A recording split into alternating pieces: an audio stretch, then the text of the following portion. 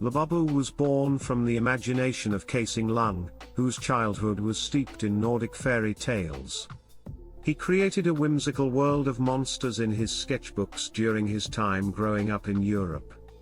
The name LaBuBu echoes lub-dub, the rhythmic heartbeat, a whispered sign of life, mischief, and creativity. Kasing Lung, a Hong Kong-born illustrator, refined his craft in Belgium and the Netherlands. His designs blended folklore and modernity, capturing emotions ranging from wonder to unease in childlike forms with a sly grin. LaBuBu emerged within Kasing's The Monsters trilogy, 2015, a charmingly dark fairy tale realm of odd elves and creatures beyond the ordinary. LaBuBu stood out, cute yet unsettling, cheeky yet endearing. Initially, LaBuBu lived only on the page. But then, Hong Kong toy brand How-To Work brought the character to life as vinyl art toys, planting the seed of what was to come next. In 2019, collectible giant Pop Mart struck a deal with Kasing Lung. Suddenly, LaBuBu moved from art to commercial icon, entering the realm of blind box toy culture. LaBuBu's releases arrived in surprise blind boxes. Each purchase carried thrilling uncertainty: would you unbox the common, or the rare secret LaBuBu variant? As the blind box model fueled frenzy, collectors chased LaBuBu like treasure, rares valued, commons forgotten. The thrill of randomness fed obsession. LaBuBu's design, a fur-covered elf with a disturbing grin and pointy ears, was lovable yet off-kilter. That uncanny edge turned what could have been a kitschy toy into an artistic experience. By 2025, there were over 300 versions, glittery, foodie-themed, crossover editions like Coca-Cola or One Piece, region exclusives, and mega-size models, each offering a fresh twist on the icon. Pop Mart's infrastructure of blind boxes, limited runs, and pop-up stores powered LaBuBu's explosive growth, blurring lines between toy, art, and lifestyle brand.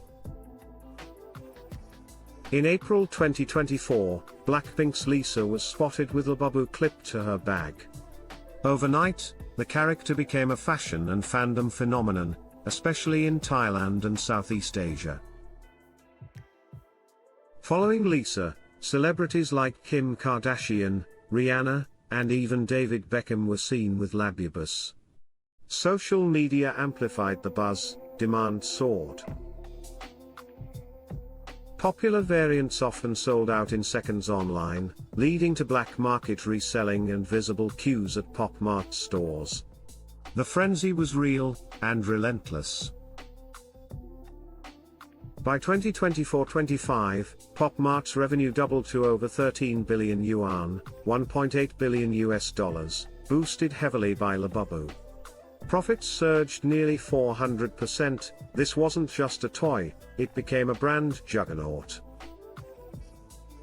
LaBuBu exemplifies IRL brain rot, where algorithmic aesthetics and meme culture drive real-life consumption of bizarre collectibles.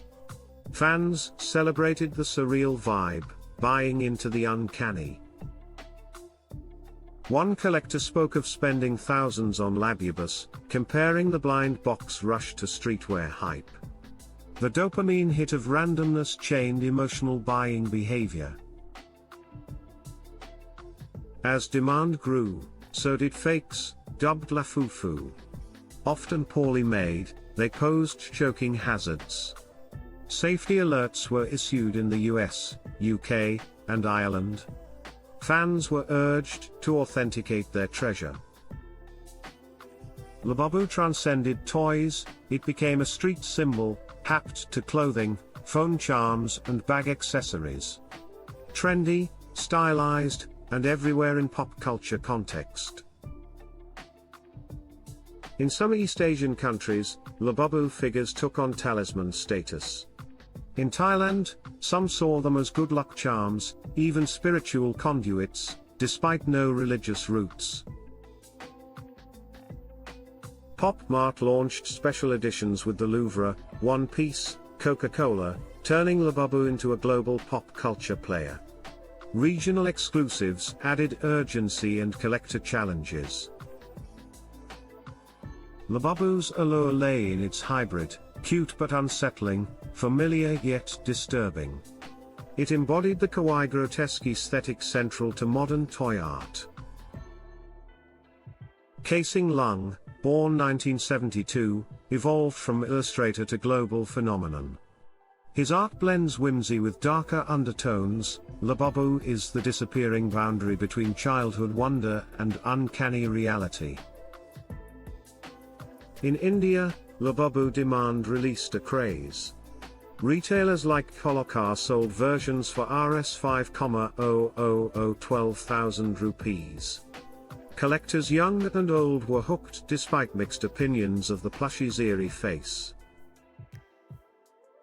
Critics see LaBuBu as a manufactured fad.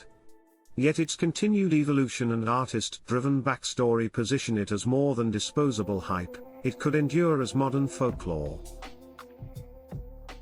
Those 9 teeth and cheeky frown are deliberate. They capture mischief but also empathy. LaBuBu is playful, flawed, and oddly relatable in its imperfection. Collecting LaBuBu became social currency. Blind box openings streamed live, resellers swapped rare variants, and fans formed tight-knit communities bonded by shared obsession. Blind box psychology, anticipation, chance, rarity, triggers dopamine. LaBuBu leveraged that instinct beautifully, wrapped in plush and mystery. LaBuBu sits comfortably in the art toy genre, design as collectible, limited runs as art pieces, not just playthings. It incorporates storytelling, emotion, and exclusivity. Some rare LaBuBu versions sold for astronomical figures, hundreds or even thousands of dollars. It's a speculative collectible and cultural artifact. A viral social claim linked LaBuBu to Pazuzu, the demon god, causing panic. But mythologists debunked it. LaBuBu's design stems from Nordic-style fantasy, not ancient demonology. LaBuBu has no backstory in media, it speaks through design. Its silent grin, posture, and styling evoke emotion without dialogue, allowing personal projection.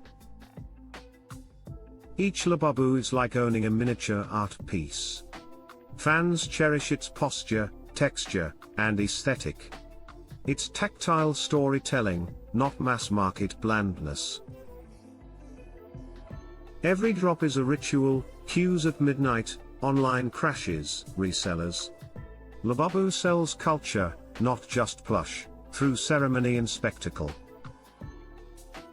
New lines continue, mini pendants, long fur Rock the Universe editions, and alphabet-themed blind boxes. It's expanding without losing its identity.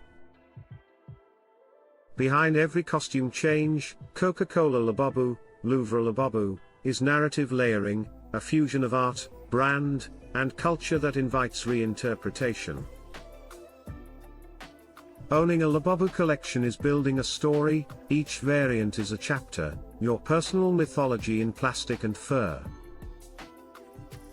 Yet, for some, the rush leads to financial strain. One collector admitted the thrill cost too much. It's a reminder of the emotional intensity of limited edition culture. Counterfeits muddy the game. Fakes like LaBuBu lack the soul and safety of originals, highlighting the fragility of collector trust in mass markets. LaBuBu's design, the big eyes, textured fur, mischievous smile, says more than words.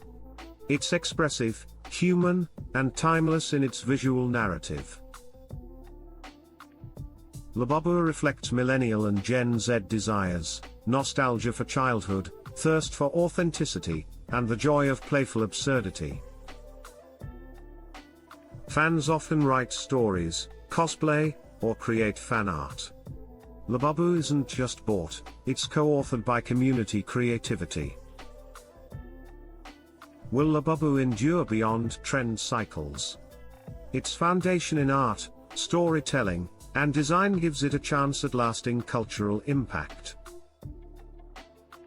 From a heartbeat sketch to global obsession, LaBuBu has leapt from art studio to collector's shelf, wrapped in mystery, creativity, and community. Now that you've seen the origin and mania behind LaBuBu, imagine the next character waiting in an artist's sketchbook, just ready to be released into our world. If LaBuBu's story thrilled you, subscribe for more history Unhidden deep dives into toys, tales, and treasures you've never quite seen before.